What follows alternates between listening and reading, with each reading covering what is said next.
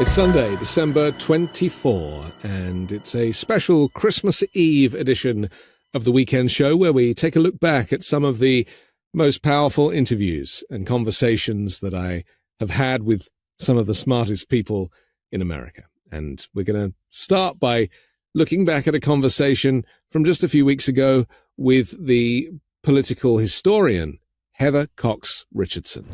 Something that you wrote in your book, Democracy Awakening, Notes on the State of America. You said the US is teetering on the brink of authoritarianism, and you asked the question, how did this happen? I have a question to you, which I'd like you to, weave into that, which is that do people know that they are being sucked into a potential authoritarian future in the United States? Great question, because I think what we are seeing right now in this moment is people waking up to realize it's happening. So I think that, as in the past, what happened in the years between, the 1950s, but let's say 1981 with the arrival of Ronald Reagan in the White House, is the gradual erosion of democracy, quite deliberately for a certain group of people to take power over the country. And it happened so slowly, and it happened in such subtle ways that I think people didn't wake up to what was happening. So there's a real parallel there to the 1850s, by the way. But with the arrival of Donald Trump on the political scene, and with the ways in which he tried to pervert democracy then, and increasingly throughout his term and then after his term, really have made inroads on the institutions of American democracy, I think people really are waking up to it. The question is whether we have woken up in time. When you talk about Donald Trump, perverting the law and the course of history, people that support him will turn you off. They'll be like, she's a snowflake. she doesn't know what she's talking about. The polarization is such now that there isn't even a common political discourse to be had. It's like, no, I don't want to hear it. And, I've always been very interested in how we can kind of recapture people to understand that they're voting against their own interests and that democracy is something that serves everybody. So one of the things that scholars of language, of whom I would count myself, talk about is that you have to be very careful not to work within the same box that your opponents do. So indeed, if you go to somebody and say, well, Donald Trump sucks because he did this, then what you've done is you've accepted the terms of the debate by saying that we're only going to talk about the terms that the radical right have set out. One of the things I think it's really important when we talk about American democracy and this moment in American democracy is recognize the longer patterns of it.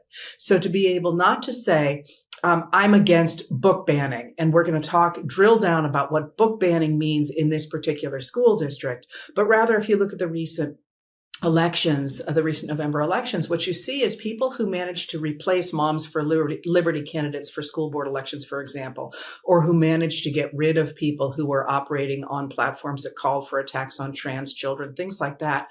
What they did was not to argue it on those terms, but to argue it on the terms of, in this country, we believe in the free exchange of ideas. We believe in public schools where experts get to have a say in the way our children are informed, and where parents who care about ideas get to make sure that they're the ones who choose what their children are reading, not somebody from another state or another town that is being informed on ways to be aggressive by Moms for Liberty. So, which is a very carefully named thing. So one of the things that I've really worked to do is to regain a national discourse that is based in American traditions and American political traditions, beginning with the Declaration of Independence. And that, of course, has really deep traditional and political roots in the sense that that's exactly how Abraham Lincoln managed to take a group of voters who were exclusively white and propertied, and men, and make them realize that they had to stand against the spread of human enslavement of Black Americans and women and children, people that they normally, you would not normally associate as being big issues for them. He managed to convince them that rather than looking at that issue the same way the elite enslavers did, they needed to look at the issue as a larger trajectory of what it means to be an American. And when you do that, we talk nowadays, for example, as you just did, about how divided Americans are, but they're really not. If you look at the polls, we agree in extraordinary numbers on basic common sense gun safety legislation. We agree in huge numbers on the right to bodily autonomy and the right to reproductive health care.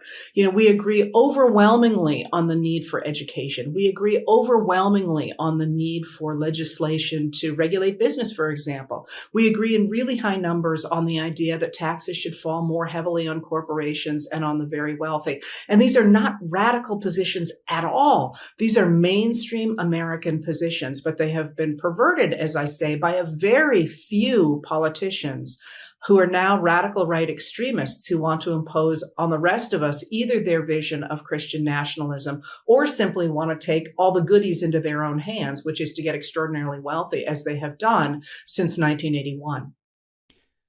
I, like you, probably don't fit into any kind of political box.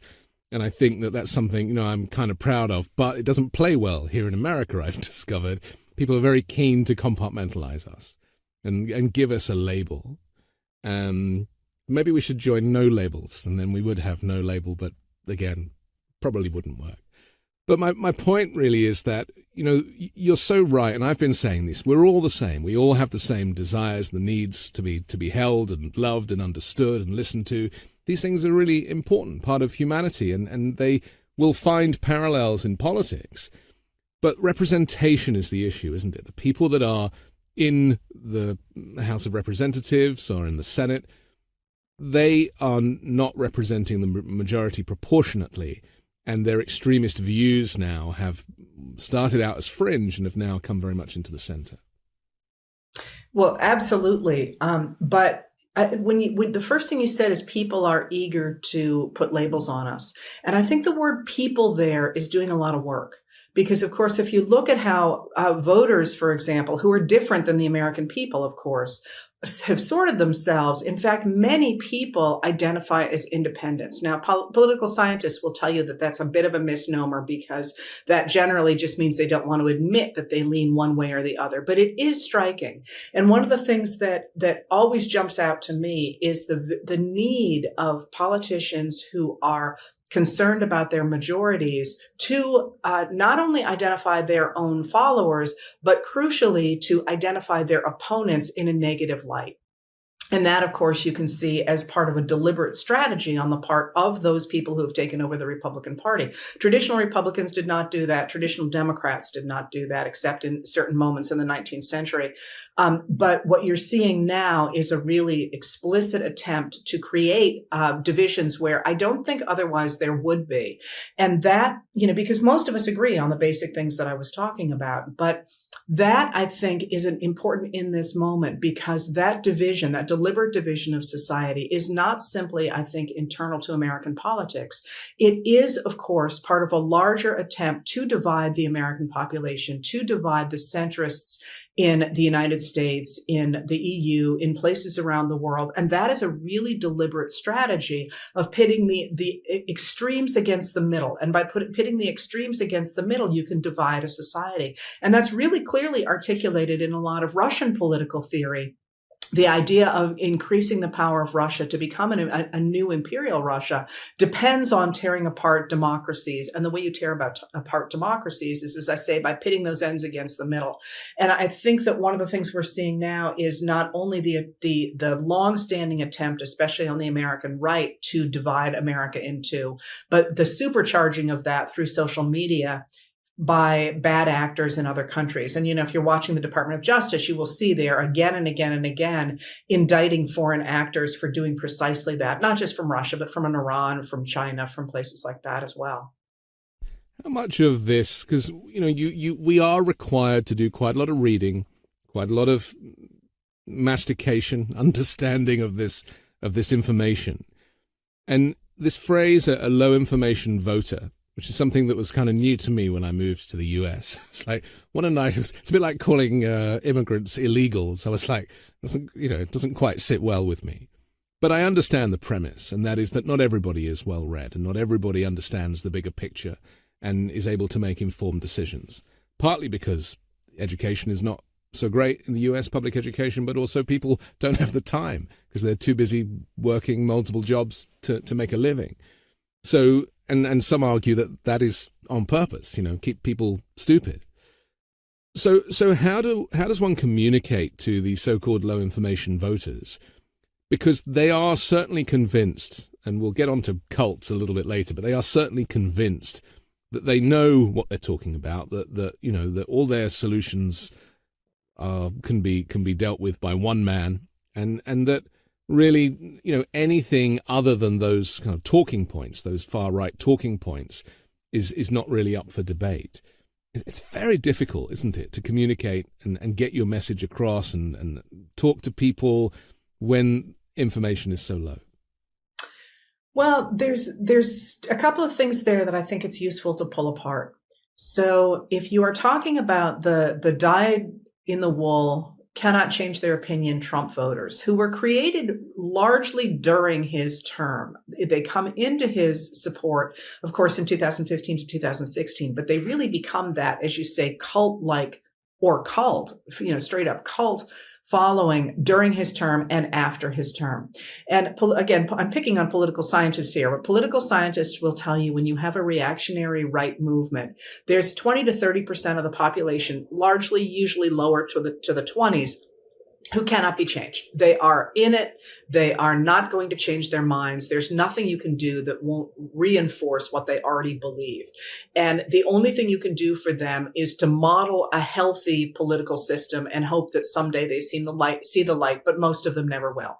Those are not reachable people. But when you talk about low information voters, that's a different thing, or it can be a different thing. Although those Trump people obviously are not only low information, they explicitly reject alternative informations and will say, I don't care. I don't care if he's going to do that. He's my guy. And that in that case, they're coming from a very cultural position. They're coming from a number of things that have very little to do with politics, reality, or the future. They are only about sort of a primal scream, if you will. But low information voters are a different thing. And those are voters who in the past have been able simply not to pay attention because the guardrails were there and it didn't really matter to them who was in office because they were disaffected from politics or they weren't interested in politics or they didn't think it mattered. And they don't follow the news. So one of the things that always jumps out to me is after the midterms, within the week after the midterms, people start talking about the following presidential election. And my take on that is just stop. Like nobody wants to hear about another election in this moment, except perhaps people whose jobs depend on talking about elections, because even I'm sick of elections 2 days after the midterm elections when there's still 2 years out before the next presidential election. So a lot of them are tuned out. A lot of them are still tuned out.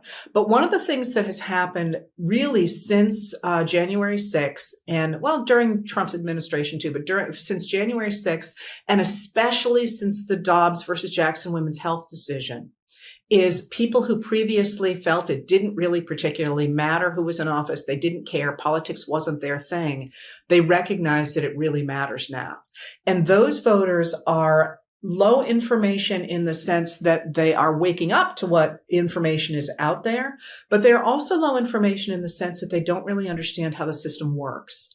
And that's where I think people like you and me come in, is simply saying, hey, listen, we are looking at not being able to fund the government.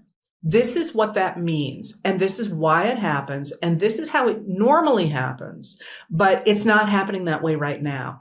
And actually providing information, because as you say, it's no sin that people don't understand how things work. If you asked me how to rebuild an engine, I couldn't begin to do it, although I could maybe find a spark plug, right?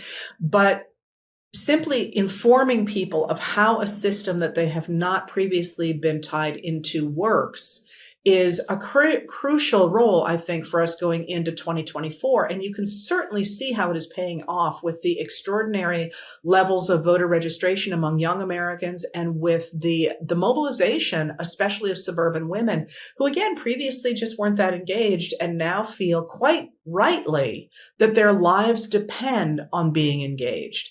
And that, I think, is a major factor going forward into the next election. And we just saw a reaction to that in these special elections and kind of halfway elections where the Roe reversal basically has kind of infused its way. I think the effect of it, because, there's been a year or two that has passed so that people that need to access abortion have not been able to. And that information, that experience is being spread around communities. People are talking, and they're starting to feel physically the effects of not getting access to the care that they need, and having to cross state lines or get Gavin Newsom to have to pay to bring them to California, as is happening. Do you think how much is that abortion issue going to be the thing that kind of catapults Democrats to victory in 2024? Do you think, because now obviously the strategists are looking at what happened last week, and they're like, well, we need to make November all about this? It's huge. One of the things that happened, about a year after Dobbs is I heard an older Republican male pundit saying that people were going to forget about Jackson Women's Health. It wasn't going to be an issue, and that they were going to forget. And I just remembered my head exploding, because for any woman, even past childbearing years, the medical care that is involved in reproductive health is at the very least a monthly concern, but generally simply part of daily lives. And that is obviously something that the men who are legislating on these issues don't understand. But the idea that women are suddenly going to go, yeah, we don't care, we're going to go ahead and let, the Christian nationalists decide about literally our lives. And not just our lives, but of course, everything that comes from that. I mean, if you look again at our history in the United States, the invention of the birth control pill is huge in getting women into the workplace, because they begin to have control over their reproductive cycles. And the idea that we're going to erase that at the same time that other democratic countries are expanding those rights, I'm speaking of being in bubbles. I think the ideas of the people who pushed that legislation and who are now trying to backpedal on it and try and make American women accept a smaller piece of a pie that they enjoyed as a constitutional right for 50 years is absolutely delusional. And that, I think, is, you can see in the elections we've had since Dobbs versus Jackson Women's Health, and the fact that Democrats have overperformed by 8 points in those elections. That's not because, suddenly people are waking up and saying, gee, I really care about tax policy. That's women and the men who support them, by the way. It's not just a women's issue. It's obviously a man's issue as well, saying, we cannot turn our basic rights over to a minority of the American people who adhere to an extreme version of Christian evangelicism. That's not what this country is all about. And so that then becomes, at the very visceral level, one about actual bodily autonomy. But then it very quickly becomes a question about who gets to make decisions in society. And do we, in fact, want to turn our government over to the Mike Johnsons of the world? And there you get into another issue. We are currently in a situation where we're looking at somebody who has never faced an opponent, who has very weird, at the very least, finances, and probably is doing something that the rest of us probably would not. I'm not suggesting necessarily that it's illegal, but it's a form of engaging with our financial system that most of us don't experience. Has no experience at all putting together a big team of people to make the actual government work, and now has to fund the government. And at least as you and I were speaking, appears to have absolutely no plan. That idea of turning the finances of our government, the strongest government in the world, over to somebody who says his guide is the Bible, is going to bring home to people who think they don't care about Dobbs versus Jackson Women's Health just how dangerous it is to put a Christian nationalist, an extremist, into positions of power in this country. I think that's a powerful message. Do you think people understand the difference between moderate Christianity and Christian nationalism, and the idea that Christianity can be weaponized?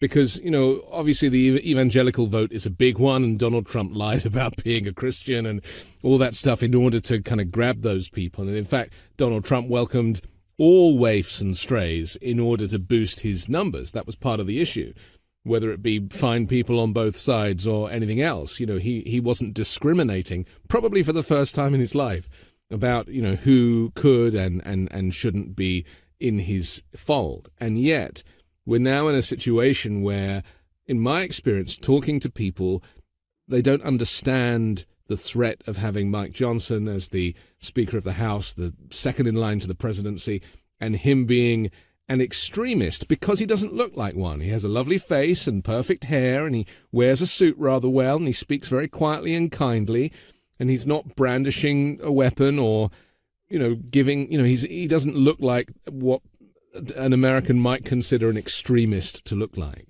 He doesn't have any tattoos, I presume. So just kind of respond to that.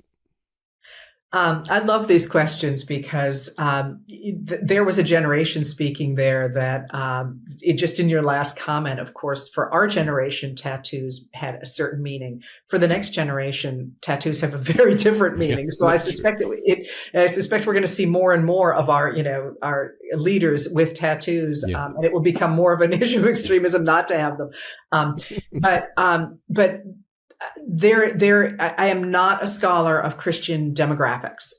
So that's the first thing to say there. But that being said, I think you have your answer in the Ohio vote last week, where a significant proportion of Republicans crossed the line to support the idea of reproductive rights being enshrined in the Ohio Constitution. And one of the things that I would say, because I'm from a rural area and I used to be a waitress in the Bible Belt. And so I worked closely with evangelical Christians, and I have worked closely with Christians and I live with Christians, and I live around. I live in a very mixed area where there are Trump supporters through communists in my area. And what I would say is that when you are in at least a small town, there is a very clear difference between Christians and Christian Republicans and the evangelical extremists. And the distinctions that we may not see from people who don't identify as Christian, who are more highly educated, who are look at the Christians as a group, I think perhaps don't recognize the distinction that is there between people who are traditionally Republican because their parents were Republican, because they are part of a system in which being Republican is a mark of social identity, and those who are militant Christian extremists. And that distinction was really important in Ohio, where you literally now have members of the Ohio legislature, members of the North Dakota legislature, members of the current day Ohio Republican Party simply saying they don't care what the voters decided. They are going to continue to try and stop all abortions in Ohio. And yet you had a significant proportion of people who self-identify as Republicans switching over and saying, nah, we're not part of that evangelical thing. So I think that's actually something really, again, to remember, is that there is traditional Republicanism that in fact supports reproductive rights. Planned Parenthood was very famously supported by the Romney family. It was part of the idea that people should have control over their futures, control over their destinies, and a pushback at the time against the Catholic Church's concept of the idea that one accepted all the babies that one was given. And that traditional Republican idea is not that old. So I think it is possible, once again, to highlight that the majority of Americans sit in a pretty comfortable center here that is something different than the Mike Johnsons of the world, than the Jim Jordans of the world, than the extremists who are saying, if democracy doesn't give us what we want, we're going to overthrow democracy because our Bible and our God is more important to us than those basic tenets of what it means to be an American. Did you hear the clip of Mike Johnson saying that if we kept all the babies that were terminated, then we would be able to pay for Social Security and the cost of running the country? I mean, that thinking, not only does it lack any kind of intellectual basis, but it is presented in a way that seems like, again, because he's like a Trojan horse, that guy, isn't he? He really presents quite well. And unfortunately, we're at a stage now in the US where if you're wearing a suit and you say it in a moderate way, some people are going to believe you. Yeah, some people are. I'm very interested in the gender split in the way people perceive politics, which has been growing since 1980. That's the first time we see it. Women and men in the same demographic splitting, and women voting much more heavily for a Democratic candidate. Now, of course, that's on steroids. And one of the reasons for that is that women who have experience in the public sphere recognize that behavior. Not all of them, but I was just telling someone the other day. I remember when Donald Trump was looming over Hillary Clinton in the debates, and talking to a man about that, watching those debates, and him going, "Why is he doing that? Like, what's going on?" And there isn't a woman who watched that who's been in the workplace or anywhere else who didn't absolutely get that he was trying to intimidate her and enforce his dominance over her. So I would love to see that split. But you've touched on something that I think is really interesting. And I've been watching. I am not a Christian, and I am not a scholar of modern American religion. I'm actually quite good on the Puritans, if you'd like to talk about the Puritans. But from the beginning, from the first time that Trump got into office, you had a significant pushback of extremely religious people who recognized that the form of Christianity that he was embracing was antithetical to everything they believed in. Most notably, I'm going to get the title wrong, and I'm sorry. It was something like Mormon Women Against Trump. That actually may be what they were called. And one of the reasons I believe that Mitt Romney began to moderate his stance early on was because he was facing extraordinary pressure at home from Mormon women. And one of the things that I have been sort of interested in is which way the Christian community, not the far right evangelical Christian community, which is wedded to Donald Trump, would jump, but the Christian community, because the truth is, as you have Johnson saying outrageous things like that, or the many members of the House Oversight Committee or the House Judicial Committee going out on television and really clearly lying. I mean, really clearly, within the last week, there was one of them caught out for saying that he was absolutely going to enforce subpoenas against Hunter Biden and James Biden, the president's brother. And the news reporter said, well, why didn't you do the same against Steve Bannon? And he said, well, you didn't have to do that because, he wasn't in office. And the person said, well, Hunter Biden and James Biden aren't in office. And the person just sort of circled the drain on that. And because, of course, that is absolutely true. They're bending the system to try and go after people based on their own ideological beliefs. And the thing that interests me about that is I don't think that's a really good look for the Christian brand either. And if you look at the rate at which people are dropping away from a declared support for Christianity in this country, I am not a Christian, as I say, but if I were one and I were interested in spreading the word of my deity, I would be very concerned about being associated with those extremists who are openly lying, following what certainly looks to be a cult-like figure, acting in ways that certainly to those of us who don't share that religion look really like something we wouldn't want to be part of. And in this moment, it will be, you're starting to see organizations like the Mormon Women Against Trump, like some of the, the other Christian organizations splitting off and saying, that's not us. And you can see splits, for example, in the Southern Baptist community, where they are trying on the one hand to reject the extreme radicalism, which, by the way, Mike Johnson was part of, and trying to bring the Southern Baptists back into a much more mainstream position, which they left in the 1970s. So it's not really part of what you and I are supposed to be talking about. But in terms of looking forward to politics, there is movement in communities other than the ones that we are looking at just as political communities, as there always is in a time of extraordinary social upheaval. Did you know that your temperature at night can have one of the greatest impacts on your sleep quality? If you wake up too hot or too cold, I highly recommend you check out Miracle Made's bed sheets. Inspired by NASA, Miracle Made uses silver-infused fabrics and makes temperature-regulating bedding so you can sleep at the perfect temperature all night long. Using silver-infused fabrics originally inspired by NASA, Miracle Made sheets are thermoregulating and designed to keep you at the perfect temperature all night long, so you get a better sleep every night. These sheets are infused with silver that prevent up to 99.7% of bacterial growth, leaving them to stay cleaner and fresher 3 times longer than other sheets. No more gross odors. Miracle sheets are luxuriously comfortable without the high price tag of other luxury brands and feel as nice, if not nicer, than bed sheets used by some 5-star hotels. Stop sleeping on bacteria. Bacteria can clog your pores, causing outbreaks and acne.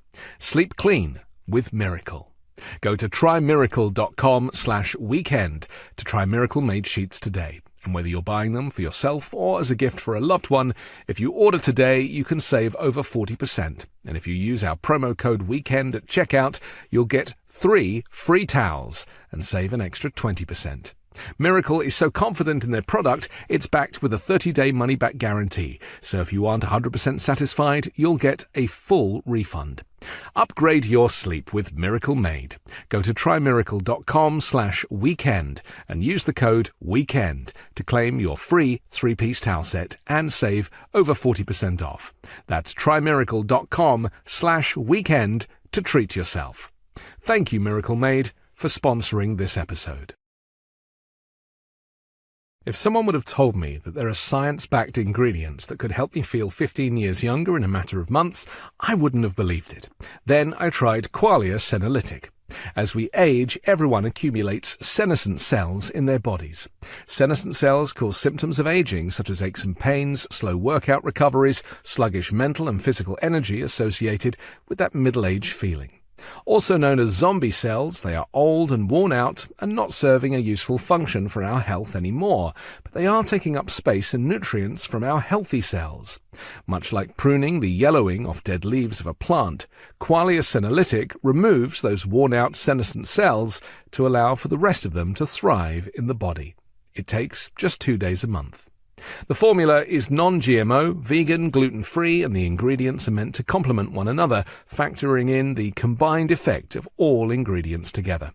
It has a 100-day money-back guarantee, and since taking Qualia Senolytic, I have higher energy levels, I feel 15 years younger, and feel more productive and enthusiastic in life, not to mention less aches and pains. Resist aging at the cellular level. Try Qualia Senolytic. Go to neurohacker.com/weekend for up to $100 off and use code WEEKEND at checkout for an additional 15% off. That's neurohacker.com/weekend for an extra 15% off your purchase. Thanks to Neurohacker for sponsoring today's video. Comedian and star of The President Show, Anthony Atamanik, joined us to discuss Donald Trump's psychopathy and his threat of retribution in 2024. The reason that I asked you to come here today is because in politics, as far as I'm aware, if you get a character who rises like Boris Johnson in the UK and Donald Trump in the US, the British way of dealing with these people is to ridicule them. And the media will ridicule them because they're obviously not serious. They're, serious people. They're obviously not serious candidates. They're not really into public service. They're obviously in it for themselves. Right. And so the British way to get rid of Boris Johnson, as they did, was for the media to ridicule him. Right. And so he is now not the prime minister. Yeah. That didn't really work with the media in the US. In fact, it's widely reported that US media actually promoted Donald Trump because he was box office. He gave people a reason to watch the television. And we now know how that's ended up with obviously the rise of fascism and just a very dark period in American political history. So, my first question to you really is how did The President Show come along at that time? Because this started as a kind of late night talk show with Trump as the host, but very early on in his presidency. Well, first, the media, U.S. media for Trump, I think numbers wise, was almost close to $1 billion in free coverage that Trump was given from 2015, from August of 2015 all the way through to the election. And I think this is just important for your viewers to understand that the inverse effect, I think, occurred partly because we have for-profit media in the United States, whereas you have partly essentially state-sponsored or supported media, much like our public broadcasting system in the United States. That's right. So I think the cynicism also around people even turning their nose up at Trump during the initial coverage period from the escalator roll down to maybe this, I think the second debate in the South Carolina, I think was the second GOP debate in August 25th, I think, of 2015. Maybe it was 27th. But the point being that during that period of time, I think that you have a cynicism in the United States, both of our media apparatus and also speaking to politicians. I think that there was a general, a general perception that most people who are in politics, regardless of Trump or not, were also in it for the wrong reasons. Citizens United, along with a number of various chipping away at institutions from the Tea Party onward, the cynicism of the House leadership over that time, and also the birtherism issues around Obama. This had been building steam, and Trump happened to become the golem or the form of what it became. But this was building steam prior, right? So I think that in terms of him as a phenomenon, I think just the right psychopath happened to show up at the right time when someone had built a casing for that psychopath to inhabit. And I use that not as even a pejorative term. I really am not, I'm not a therapist. I'm not an analyst, but I am an actor. And I can say that he exhibits a lot of psychopathy, from being charming to being able, I mean, if you look at one of the famous interview clips is him being asked what his favorite passage of the Bible was. Yeah. And he says, well, I don't want to say which verse it is because it's very personal to me. And then they go, well, which book, or not which book, which testament, old or new? Yeah. Oh, I like them both equally. That is the mark of a person who understands how to manipulate other people's, not only manipulate other people's responses and reception, but also how to play on people's sense of embarrassment and politeness, which is one of the really great marks of a narcissistic psychopathic personality. How do I play on other people's politenesses in order to take advantage of them? So that being said, I started, I've been a comic actor and performer for a long time. And I, would sort of do these boot camp shows where every Tuesday I would just do a different character. And it was a lot of social commentary mixed in with the whatever material I did. Long and the short, I think I improvised Trump in a show at a flagship show at UCB called ASCAT. Someone said, oh, that Trump was funny. You should do a show. And I think I booked it a week later, September 7th of 2015. I did a show called Trump Dump. And the predicate of that show was he had won. And this was his first press conference after he won. And you can go back. I think I have some clips up online. You can go back and look at those clips. Almost 90% of what I said in 2015 came true. So anyway, I ended up doing a tour with my friend James Adomian, who played Bernie Sanders. And that tour led to a few specials on the Fusion Network, which was a cable channel that was becoming a YouTube channel. And then when he got elected, I had appeared on Howard Stern and it appeared on CNN on election night, on The View on election night. But I had started making the rounds and sort of assessing things and doing my own form of commentary. So by the time he got elected, it sort of became natural, this idea of like, well, what would Donald Trump's fireside chats be? Like if FDR did fireside chats, in order to comfort a nation, wouldn't his be sort of a mix of Carson from the 70s and the Robert De Niro hosted like talk show from Casino, that when his character has to like get relegated to doing, can't do anything with the casino. And it's sort of like the third act of the film. And he's doing this sort of very Vegas-y, cheesy kind of show. So I figured this would be Trump's fireside chats, would essentially be a late night talk show straight from the Oval Office. So that was the conceit of the show, to give you as best a brief history as I can give you of what it was. But I mean, I said that Trump was a white supremacist as Trump. I was also doing him on Brooke Baldwin's show in February of 2016. I think I was one of the first people to say, his alignment with white supremacy very on a major cable news network. And it made the producers nervous that I said it. But again, to me, these things are observations. They're not even, it's a dispersion to be a white supremacist, but it's an observation. And I can get into why I kind of knew that and saw that, but I don't want to steamroll you. But we'll get it. We'll get into that because I genuinely am interested. What also interests me is the lack of political commentary for the public at large in the US. We have a lot of shows on British television that are satirical comedy shows, political satire, and that it keeps the national conversation going. And it occurred to me that really if you don't watch the news, and a lot of people don't watch the news, then really the only interaction you have with what might be going on is with the late night talk show hosts when they do their monologue. And the monologue invariably, whether it be, obviously Jimmy Fallon does a little less politics than some of the others, but ultimately that is really, for a lot of people, a way to get their dose of what's been going on in the political world.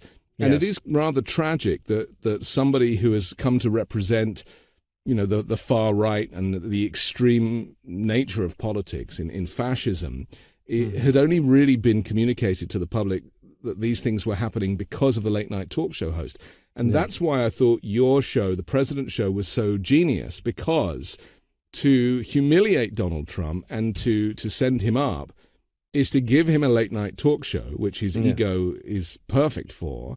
Yes. To set it in the Oval Office where the Resolute desk is the desk that every late night talk show host has, and to have guests on and to have Bernie Sanders as a sidekick. To me, it was genius. And I know it ran for 20 episodes on Comedy Central. Yeah. So with that gift, did you feel while you were making that show that you had a social responsibility to expose him for who he really was?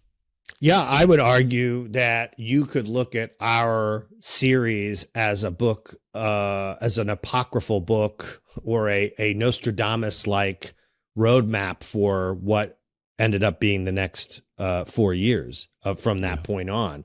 Yeah. And just a one correction, that it was actually Mike Pence was the sidekick. Pence. Yeah, yes. Played by my showrunner Pete Gross, the great Pete Gross. We not only saw it as a responsibility, but my background was I was a poli-sci minor at Emerson College. I was always very interested in politics, and probably really was in some way latently more interested in commentariat and news. It's, in some way, but just, knew I didn't have the gravitas to pull it off. So I did comedy instead. But I've always, I've been going to primaries in New Hampshire since the late 90s. Like I love politics. And I love the game of it. And anyway, I'm very interested in it. And even during that 2016 cycle, our former governor in Massachusetts, Bill Weld, was the VP candidate for the Libertarian Party. And I knew Bill, for many years back. And my father played in a band that he was a fan of. So in other words, I've been involved in politics and understand the language of it. And I think there was sort of three things that were really important. Was identifying that Trump not only was complete anomaly in terms of his behavior, and also going back to August and September in those early primary debates, when he blew the roof off of everything by calling out, Jeb Bush and nicknaming people and Marco Rubio with the water and all this stuff. These things, which were funny and entertaining. And at the time, I think if you were a Democrat, or especially if you were a mainstream left-leaning member of the commentariat, you sort of enjoyed watching Trump blow apart this field of these sort of empty suits that were delivering the same BS, right? The only problem is that the Democrats have the same group of people. It's not like we don't have our own empty suits, right? If I'm aligning that way, right? And so I think there was a celebration of him. And I think that there was a devil's bargain that it will be worth it to watch him mess them up And then we will come in with our reason and our leadership. And like you said, listen, the general public is very ill-informed. And one of the reasons the general public is ill-informed is economics. Most people still watch the nightly news, which has to be broadcast, right? If you don't have cable, you have to have a digital box. Also, the electorate that matters, that turns out to vote, is working 2 or 3 jobs. They are probably not receiving civics classes from the underfunded public education that they got, right? So you have also a population that is Black, white, Latinx, every stripe that you can imagine, that are exploited and overworked and underinformed. Okay. And that to no fault of their own. That isn't like the ignorant masses. That is designed this way, right? It's partly a design to choke out the working person so that there's less opportunity for real change, because if you had real candidates getting elected, they would agitate in ways that would disrupt the system. Trump just happened to be the absolutely wrong agitator, right, at the right time. And, we saw the responsibility of the show to be expose him, be funny, but not only expose him, but let's expose the entire model. I mean, our show, one of our Christmas special was BB Newworth essentially playing a sort of Maggie Haberman type character, and Trump and Maggie Haberman, BB Newworth, singing a song about the mutually parasitic relationship between the mainstream press and Trump. Yeah. For all the and we're still doing it. I mean, we're still the trial. The only difference now is that the media was so shamed by covering Trump. In other words, Trump was so egregious post-COVID that that it was harder to go, let's show his entire rally, right? As they used to do. CNN used to show an hour and a half. They used to literally talk like a football game. You'd have the half hour prior where all the talking heads. So everybody made a lot of money off of him. A lot of the things he says about those things are true. The media made a lot of money. A lot of people celebrated him. But the other truth about Trump is that I think anybody who knows, and you know, probably coming from UK, and I know coming from New England, that there is still a form of a caste system of who actually gets to be in politics, who actually gets to be the real landowners in the city, right? And you have to have a certain background, and you're probably not even Catholic, you're probably not, it's like there is a real rigid, strict zone that you can be in to really be in charge in this country. Well, look how the squad has been ridiculed. Exactly. Ilhan Omar and people that are seeking to, they really care, like they genuinely are there for the right reasons. Yes. And yet they are almost being ridiculed out of mainstream politics by not just the opposition in the House, but also the media. And squeezed by their own supporters. Right. Squeezed by the DSA because now they're not living up to the radical change that they want. In other words, you cannot win because what Trump ushered in that was more destructive than anything was the era of true extremity that was celebrated and not marginalized. And the argument I would make is that back in my day, you had, I don't know who your guy was, maybe it was Enoch Powell or whatever, that you had the guy at the card table for Lyndon LaRouche in Harvard Square or whatever, and he had pamphlets and he was sort of screaming about stuff, and you could sort of marginalize it. Or Morton Downey Jr. on New Jersey television that was broadcast on UHF channels in the 80s, right? You had this sort of margin, right? Weekly World News. It was the fringe. It was the fringe of politics. It wasn't at the very heart. And compare that to the new Speaker of the House, who is a far right Christian nationalist. Yes, and within his first week, Mike Johnson we're talking about, he has already using leverage and taking this kind of religious belief to direct his. I mean, he refused to meet with some Ukrainian religious leaders the other day. Yes. I mean, this is an example of how the pox of extremism can infiltrate an entire political system very, very quickly. Yes, because it's only been 6-7 years since this all kicked off. In it's always been around, Tea Party and obviously down back to the KKK, but it's never really been at the very center of American politics in this way. So I just want to ask you about mental health, because this is something that the media and politics won't go to. You know, the very powerful documentary that was called Unfit, the psychology of Donald Trump, which was on Netflix and Prime and various streaming services. It had a whole bunch of psychologists, psychiatrists, psychotherapists analyzing Donald Trump. And the argument that, a few people have made, oh, well, how can you analyze him if you've never done a session with him? It's just garbage, because this is the most photographed man on the planet, right? So there's enough material for them to do this. And Bandy Lee, who's been on this show a few times, is the psychiatrist who really has put out this duty to warn, the fact that the malignant narcissism is the cause of all of this destruction. Yes. But the media won't talk about his mental health, and the other politicians won't go there either.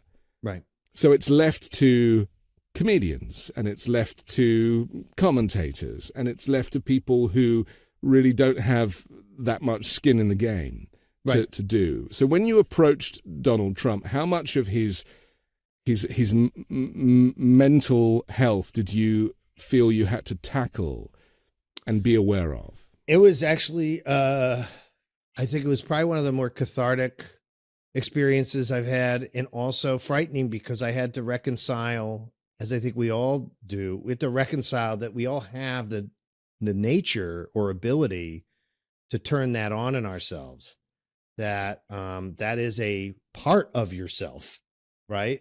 It happens to be the part that governs him.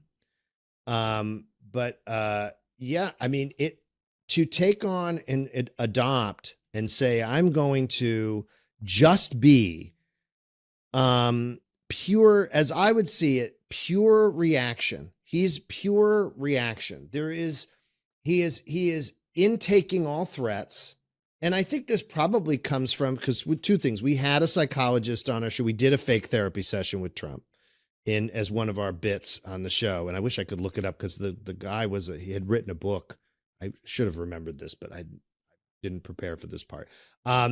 He wrote a book about the psychology of Trump, and he did an analysis, and it was sort of the same conversation, what's the ethical responsibility of analyzing someone?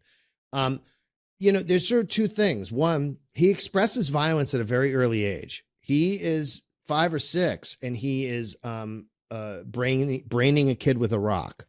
He used to take girls he would sit behind in class, and he would pull their ponytails and pull them down out of their chair. Okay. And these are from his childhood friends. I've spoken to them in segments on the show. He used to eat oranges through the rind as part of a ritual before they would play some sort of sport. But so his mother, would have these nervous breakdowns, and she would sort of have these mental breakdowns, and his father was deeply abusive. So this is not, empathy is not sympathy, and empathy is not endorsement. But this was a person who probably grew up damaged, was born with some damage, watched his mother lose her mind. She would go into the bedroom and just lie there and not talk to anyone for days. Then she would have screaming fits. She would go wander down to the Key Foods and yell out in front of the Key Foods. And if she saw people of color, say that they were trying to mug her or attack her. Okay. So she was completely off her rocker. And Fred was abusive, and also, I think, disappointed. How he always talks about his older brother who died, who passed away from alcoholism. Yeah.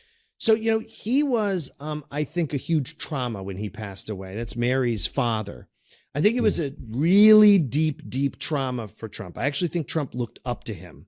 And also, Trump didn't go to the funeral or something. He went to the cinema instead. Yeah. I think he did not go to the funeral. He went to the cinema, which, by the way, it seems gross on its face. Who knows what it was? I don't know. It could have been that he couldn't deal with it. But the point, and the reason I say is you have to approach it that he's a person, right? He might be monstrous. He is a person, right? And why it's important to see someone as a person is because that's the best way to defeat them. If you see them just as a sort of ethereal creature, a brand, a monster, whatever, you can't. So I think that in approaching that, I went, okay, so this guy is all defense, all stimuli, and also all indulgence. And everything is about scheming, about what he can get away with. And I think he really does believe this. I think if he believes that if you believe in the reality that you want to, it's almost very sort of new age. I think he really believes in creating your own reality. And I think that's worked for him for quite a long time. I think his understanding of gaming the system, of you want to build a building, and then don't pay the workers, let them sue you, and then let the courts do the work. And then you will pay 50% of the price. You'll pay the lawyers. You end up saving money, and you delay everybody, and you delay paying everybody, right? It's like what he's being charged with now, the hyperinflating of the value of his properties. This is an extension. Where is the line between bullshitting the way you bullshit in a bar, right? Where's the line between trying to pick up a lady in a bar and BSing a little bit, right, to pick her up, okay, just as an example of weird machismo, and lying about your building, or lying about how many floors it has, or does it really do any harm to make value? And is his argument, his argument is wrong and right. The banks made money. And why I think what he does... Well, he said there was no victim. Kept saying there's no victim. If anyone is the victim, it's me. Yes, of course. And that's always going to be the case. But right. I think the one truth he does expose, and I think it's important to see those truths because it prepares us for the next version of him, which is going to be better, slicker, less gross, less weird, and is going to be more dangerous. People think it's going to stop with him. He is just an avatar of something awful that is now in the world, that's always been in the world, but it's been resuscitated because of the new level of media exposure and our ability to see ourselves. Humanity now can see itself at a level it's never been able to before. We are witnessing each other way more than we ever have. If you think about the exposure that the banks, just like the media, everyone was fine with benefiting off of this person all the way to the point where they became the president of the United States, right? Everyone didn't have a problem with him exploiting them and them exploiting him. And that should show the darker part of our system, which is that our system is structured to exploit, and then dump. Look at Britney Spears as an example. It's exploit, and then cut loose, right? But when you get the wrong person, and I think you got the wrong person with Trump, the exploitee became the exploiter. And so I think that at a certain point, he went, oh, you think I'm the sideshow? I'm the main event. And now look what I'm going to do. I'm going to show you, by the way, as we've learned, the United States government can run rudderless and without direction for 4 years without any leadership. That's wild. That's not good. I thought about that a lot, and I'm very pleased that you mention it because it's something that it's a lesson to us all, really, that this figurehead can either do a lot of good with that much power, or they can be completely benign, make it all about them, and in the process just forget that they have a job to do. Because, I'm of the opinion that he didn't really work during those 4 years. He made a lot of noise, but he never really went to work. A couple of weeks ago, I was joined by Tom Bonnier, who is a professional pollster, and he discussed the presidential polling leading into the 2024 race and why we shouldn't always believe everything that we read in the polls. So polling is one of those kind of fascinating conversations, isn't it? Because there's a line that often goes with it, which is never believe the polls, which I find kind of interesting. And we certainly saw in the last, well, certainly in the midterms that, and in fact, you correctly predicted that there would not be the red wave that people were talking about. And so this is an issue, isn't it? That time and time again, whilst we have a feeling about what direction America might be going, the polls tend not to line up with that. And then when the election comes, we're often surprised as well. So considering that it's currently Joe Biden versus Donald Trump for November 2024, Joe Biden is polling around 37% approval, despite huge successes in the economy and everything else.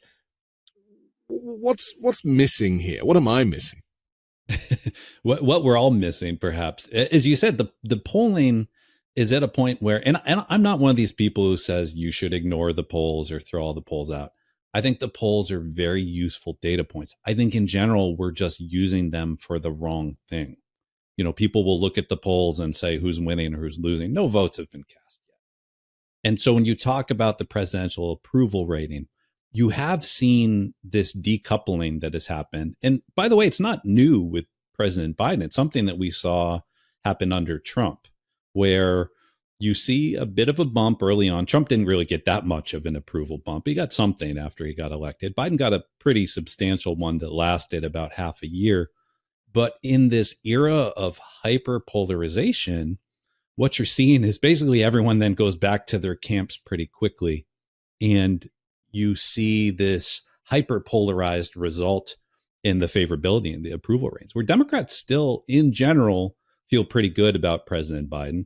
Republicans, none of them are going to give him any credit for anything whatsoever. And then independents at this point, and I think this shows one of the challenges in front of the Biden campaign, independents are looking a little bit more like Republicans when you look at the favorability and approval ratings, largely because they're just not checked into this presidential race, which I don't blame them. That's probably the healthy thing to do at this point, still, 11 months out from the campaign. But you mentioned the economic data, and it's right. You know, what we saw over this past week with good economic data released, this isn't the first time week over week over week, we're seeing stronger economic data coming out. But President Biden's favorability numbers have been going down. It certainly doesn't help that there are two wars going on at the moment. And when you look at what's happening, or really what's not happening in Washington, people aren't seeing politicians in Washington getting things done. And the president is going to bear the brunt of that with those who generally aren't paying a lot of attention, fair or unfair. Just explain to people how the polling is done. When we talk about 37% approval rating, what does that mean? Because, some of these polls might be 1,000 people being phoned on an old-fashioned telephone, a landline phone, but others are a little bit more advanced with technology. Just explain what we're dealing with. There's such a wide range of quality and different approaches when it comes to political polling these days and public opinion polling. And, the challenge is sorting through the good and the not so good. Yeah. Or, there aren't frankly that many very good polls out there at this point because it's challenging. We have an internal polling team and they'll tell you the same thing. When we look at our polls, to your point about how it actually happens, to reach one person, to get one person to get on the phone or get online or through a text survey, actually answer all of the questions the pollster wants them to answer, to get one person, they'll have to reach out to generally about 100 people now, meaning the response rates are close to 1%. It's pretty soul destroying, isn't it? Yeah, well, it's it's like selling insurance. You can't blame people at this point. I teach a political science class at Howard University. I'll always ask students, how many of you will answer your cell phone if you get a call from someone you don't recognize the number?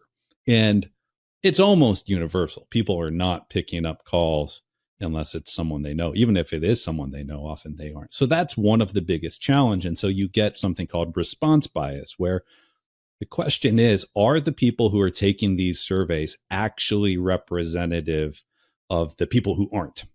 And what we've seen increasingly is the answer is no, they're not representative. And that response bias can go either way. In the 2016 election, the people who weren't taking the surveys were more likely to be Trump voters. People talked about this idea of a, quote, shy Trump voter, which is sort of funny to think about nowadays, given how loud and obnoxious they are. Yeah.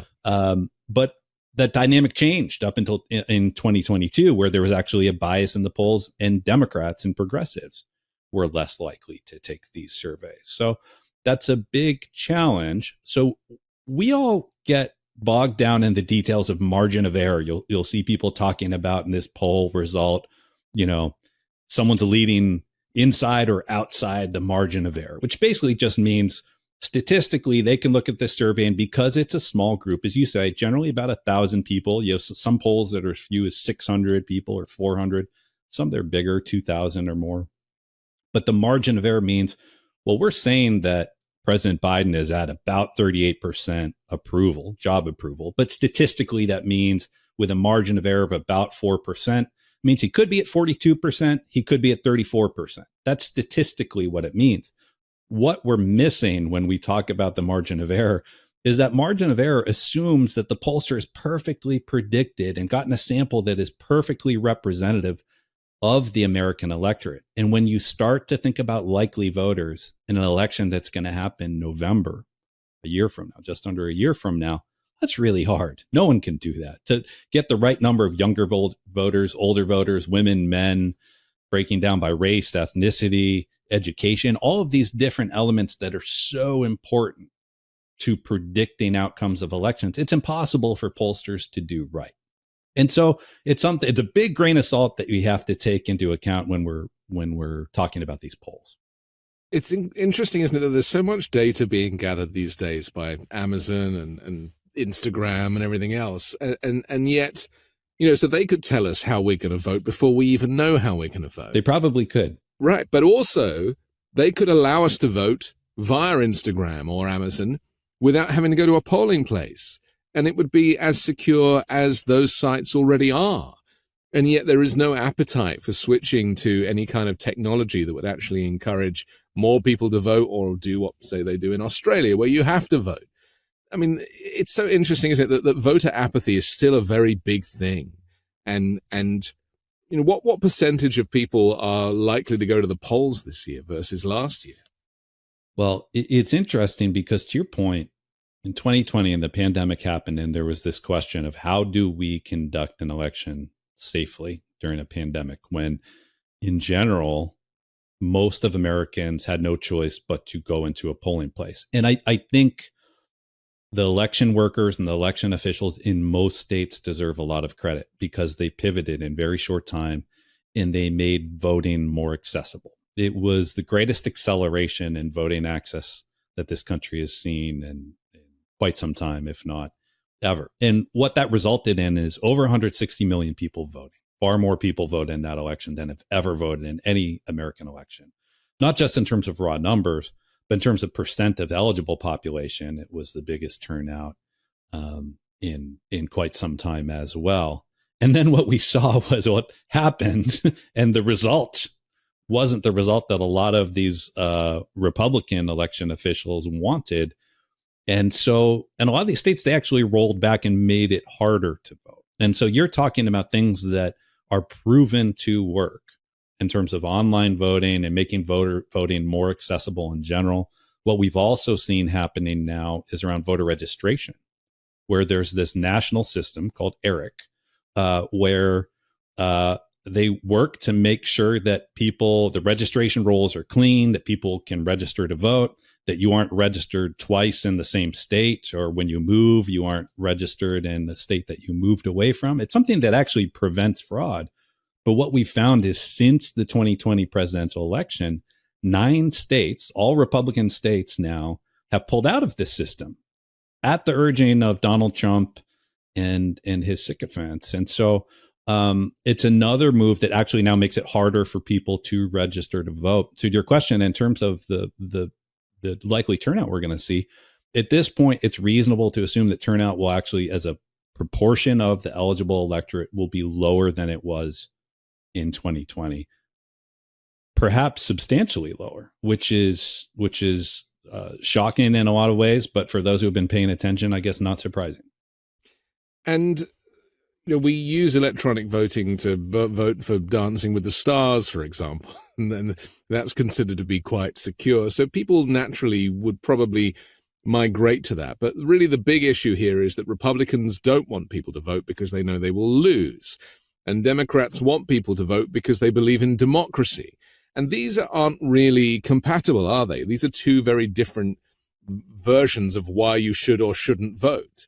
And they are being or certainly the Republican side is being weaponized. And so things that are perfectly normal, like mail-in voting or proxy voting, stuff that me as a European are quite used to. When it came to the pandemic, Republicans claimed that ballot drop boxes, for example, were illegal and dangerous and risky. And in fact, they are completely standard in most westernized, civilized countries.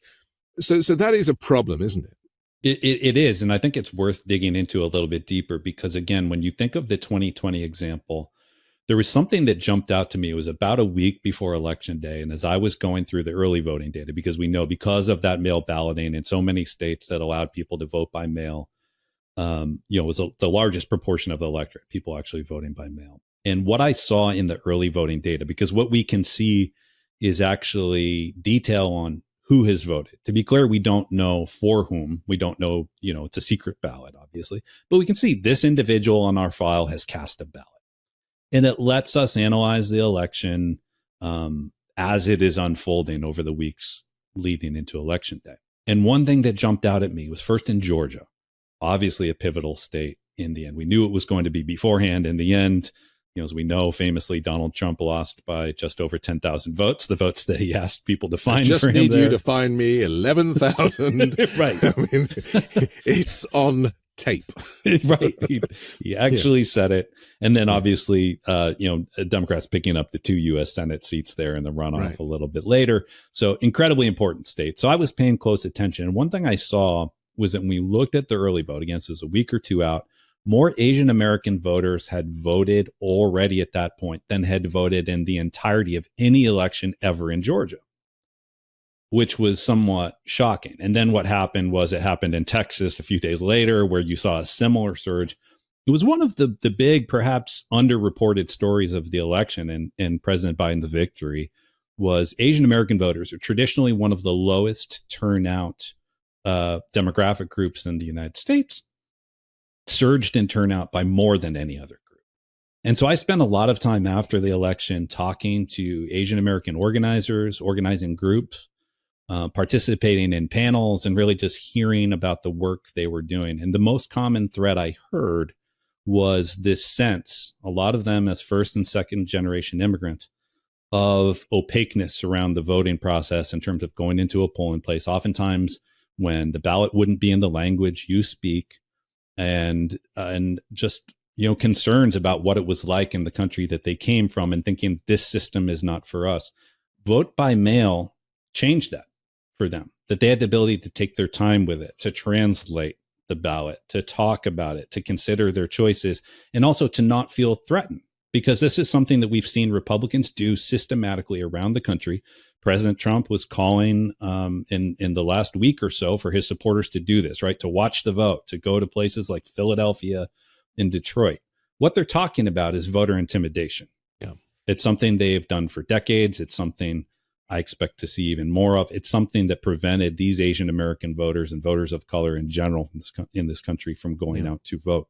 Not to mention the Asian hate crime that had been roaring over those past few years anyway. Absolutely. And especially in 2020, led by the president using racist terms to describe the pandemic and then in Georgia specifically, where there were horrendous violent attacks against Asian Georgians prior to the election. And so in that context, we should have looked at this and said, what a wonderful success of our electoral system. And this is something that we need to go further with, and that we need to look at online voting, and that we need to expand mail voting. They didn't do that. Some states did. Some Democratic controlled states did. Still not going far enough in terms of online voting, but expanding vote by mail access. But again, these Republican controlled states have made it harder to vote. And it's pure voter suppression. I think the difference is now, I've been working in this field for almost 30 years. They're saying the quiet part out loud now. They used to have different ways that they would cloak and talk about ballot protection and that sort of thing.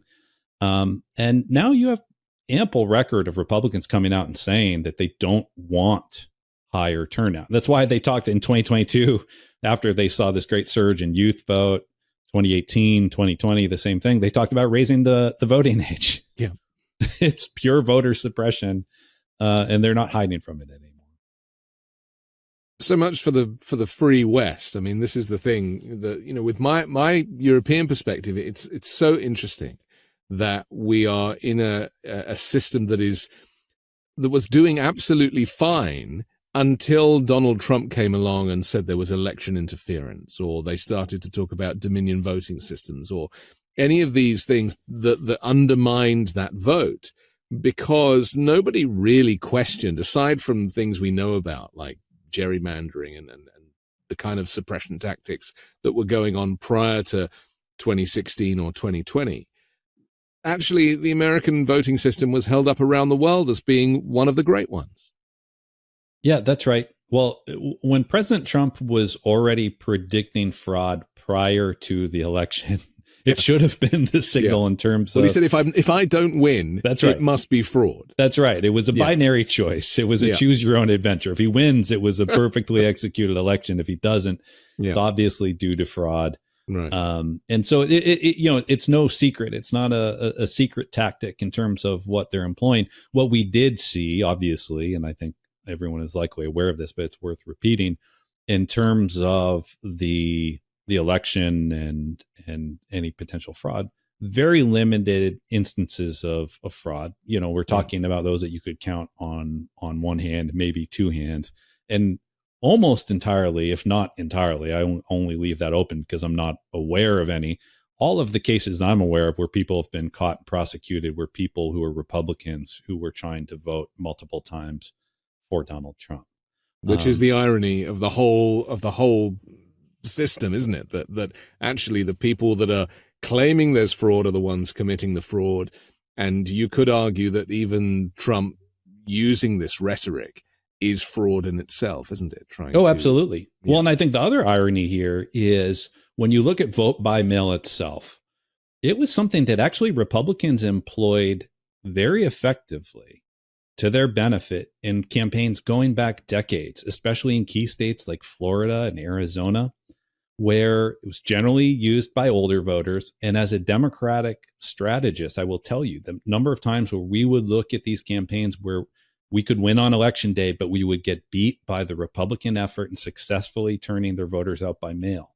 And that flipped almost overnight, thanks to Donald Trump, who just made up his mind before election day, where he told his followers that voting by mail is fraud. And what you saw was in places like Pennsylvania, where 70% of the vote by mail went to Democrats, 70%. And sure, Republicans turned out more of their voters on election day. It was almost enough to win. But from a tactical advantage perspective, for Democrats to be able to get your voters and turn them out a week, 2 weeks, even 3 weeks before election day, where, as I said, we have the lists now we can look at and say, well, this individual who was someone who was on our target list, it was someone we were going to send mail to, we were going to knock on their door, we were going to call them, we were going to text them, we were going to serve them digital ads. These are all expensive, time-consuming elements of a campaign. The second we see they voted, they're off the list. We don't have to spend time, effort, or energy on getting that individual to vote. And so Democrats were able to narrow down their voter contact universes so substantially in a way that Republicans had been able to do for really decades. And Republicans are still suffering from that. And you actually saw in Virginia in the elections last month where Republicans led by the Republican governor, Glenn Youngkin, actually invested money in vote by mail for the first time. And it was almost funny watching him try to convince his supporters that, no, it's okay. Yeah. So he came up with some sort of cute name for it where it sounded like voting by mail was actually an anti-fraudulent effort. And they had some success. They didn't have enough success, clearly. And it's something that Republicans are aware of, but it's in this same line that Republicans have been trying to walk this tightrope of not publicly disagreeing with the great leader, with the dear leader, because that, risks their political career, but then behind the scenes trying to actually undo the damage that he's done. Yeah. You may remember, of course you remember, but it's worth remembering that Donald Trump claimed he'd won the election in 2020 at around 8 o'clock at night. And then the mail votes were counted. And of course, it all changed. And he actually claimed victory around that time, didn't he? And was, because the idea of him losing would have just killed him. And so he thought that by claiming victory, and I think Rudy Giuliani put him up to that it kind of meant that he could call that the election was called and it was done and it was over and he was the winner.